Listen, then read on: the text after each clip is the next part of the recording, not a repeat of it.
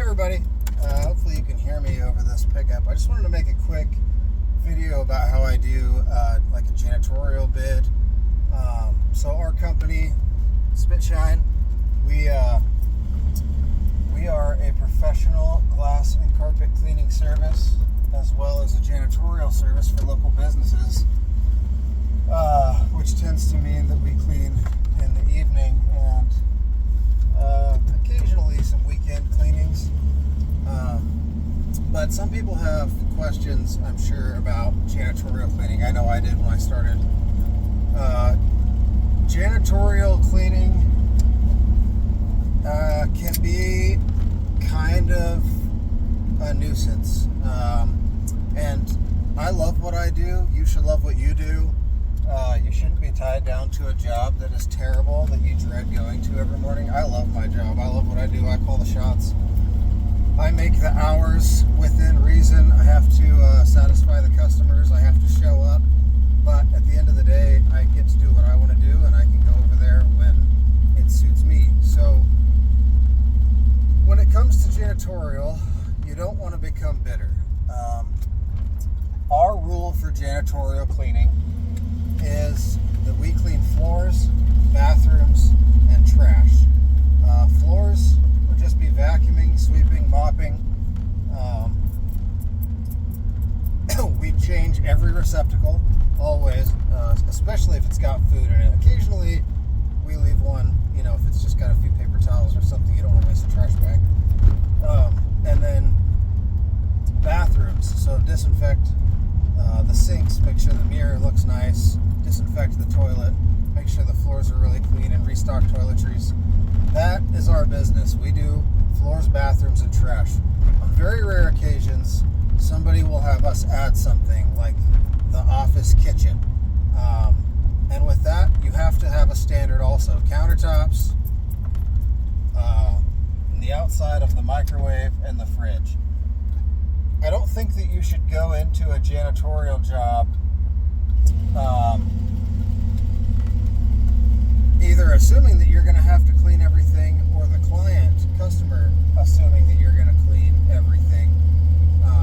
And so those guidelines have to be set like first thing. The very first thing that you do when you go and you're pitching a janitorial bid, they need to know that you clean floors, bathrooms, and trash.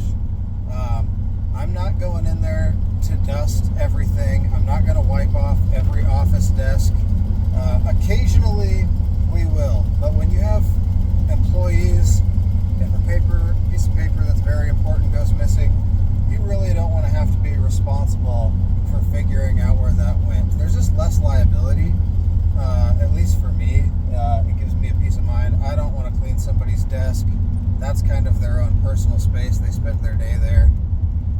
Floors, bathrooms, trash. Just whatever your janitorial business is, make sure that you set some ground rules for what you will and what you will not do.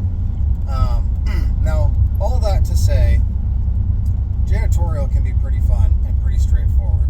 That's what I do, and the way that I bid these sorts of jobs is I essentially know how long one of these jobs is going to take me. So if I go into a place and I know that it's going to take me about an hour, then I'm going to charge my hourly rate to clean that place. Now, some people lowball their hourly rate. If you've never owned your own business before, you're going to assume that a decent hourly rate is like $20 or $30. If you're in a professional cleaning business and you're your own boss, you need to be like probably doubling that. You're the boss. You don't have anybody to answer to. You should be making the money.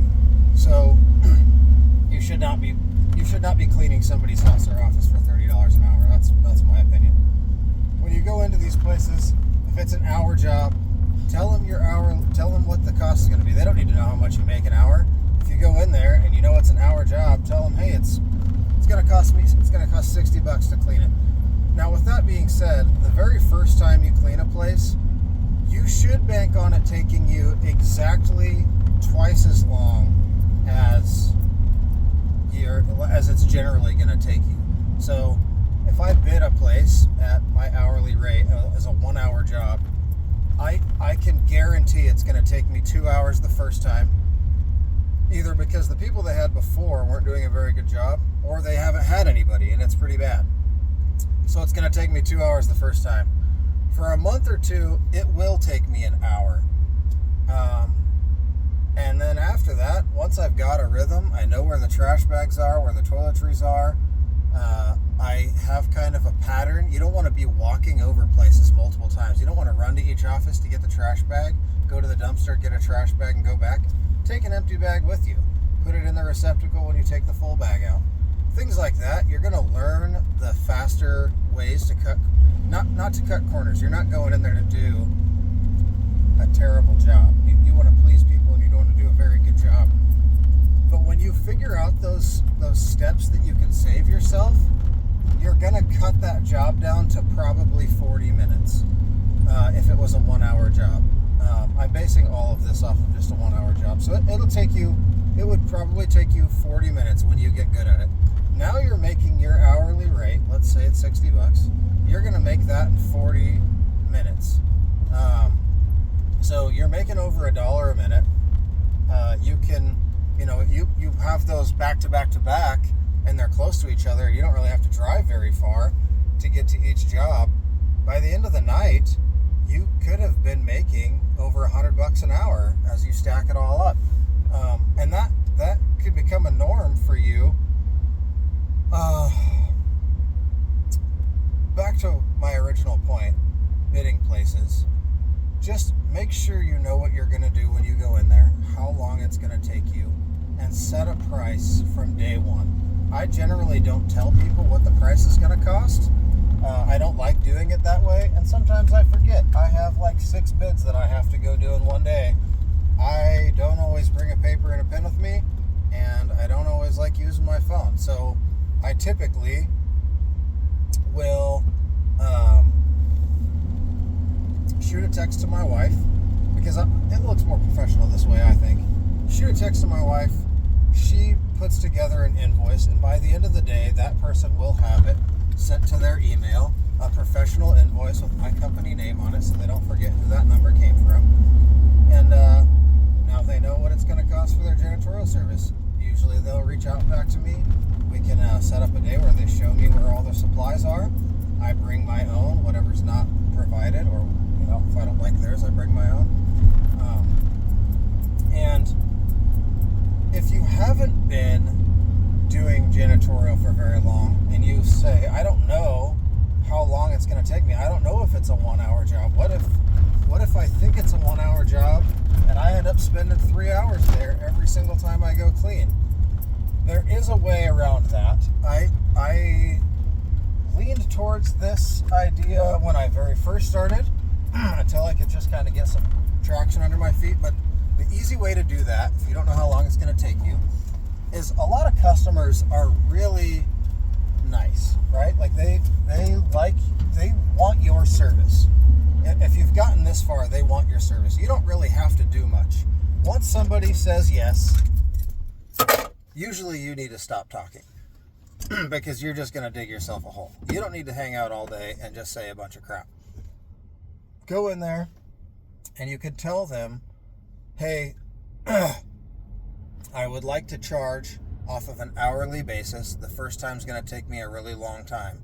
So initially, first cleans cost more money. I don't charge more money for first time cleanings anymore. I just prefer to do it the way that I do it because I know how long it's going to take me. And basically they get a free deep cleaning the first time. You don't always have to do that. But you just tell them, hey, I'm not really sure how long this one's going to take. I'm going to charge my hourly rate for the first clean because it's a deep clean.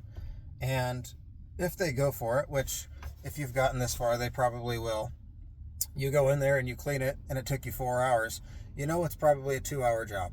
So now you can tell them, hey, whatever your hourly rate is, times 2 hours.